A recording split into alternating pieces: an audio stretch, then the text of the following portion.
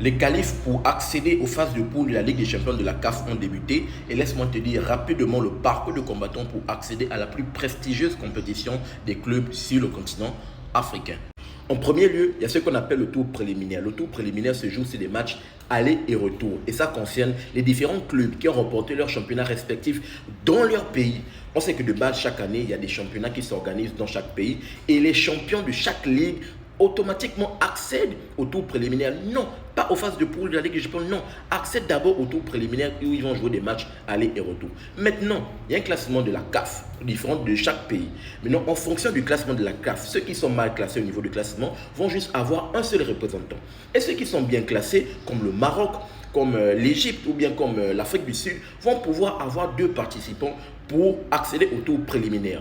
Donc, comme je l'ai rappelé tantôt, ceux qui sont mal classés vont avoir un participant et vont jouer des matchs aller et retour. Maintenant, ceux qui ne vont pas gagner, malheureusement, il n'y a rien pour eux, ils rentrent à la maison. Ceux qui vont gagner vont accéder à ce qu'on appelle le tour de qualification. Tour de qualification peut avoir beaucoup d'appellations. Certains peuvent appeler le second tour préliminaire, d'autres peuvent appeler le 16e de finale, mais communément, on appelle ça le tour de qualification. Maintenant, le tour de qualification, lorsque vous accédez, vous allez rencontrer maintenant les clubs. Parce qu'il y a là encore, il y a un classement des clubs, bien sûr, au niveau de la CAF. Certains clubs qui sont mieux classés. Ici, au niveau de la première place, on a le monument, le Ali Lokia, qui est considéré d'ailleurs sur le continent comme le Real Madrid, vu qu'ils ont un nombre incalculable de Ligue des Champions. Je pense qu'ils ont 12 Ligues des Champions, c'est juste incroyable. En deuxième position, on a Mamelodi Sundowns également. Donc, voici les deux clubs qui sont bien classés au niveau du classement de la CAF, que les clubs vont retrouver au niveau du tour de qualification. Ceux qui ont gagné au tour préliminaire arrivent au tour de qualification. Ils vont les retrouver pour jouer des matchs également aller et retour. Et maintenant là, ceux qui vont gagner le tour de qualification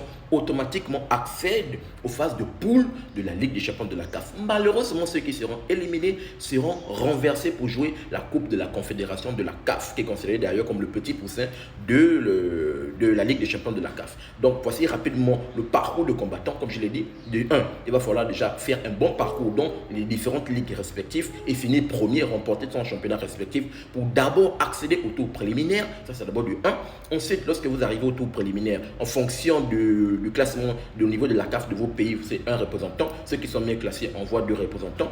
Et il faut d'abord gagner des matchs aller-retour. Ensuite, accéder au tour de qualification. Et lorsque vous accédez au tour de qualification, il va falloir gagner pour accéder aux phases de poule. Voici le parcours de combattants. Et dans les phases de poule, on ne prend que 16 équipes. Normalement, il n'y a que 16 équipes qui composent, vu que c'est 4 groupes de 4.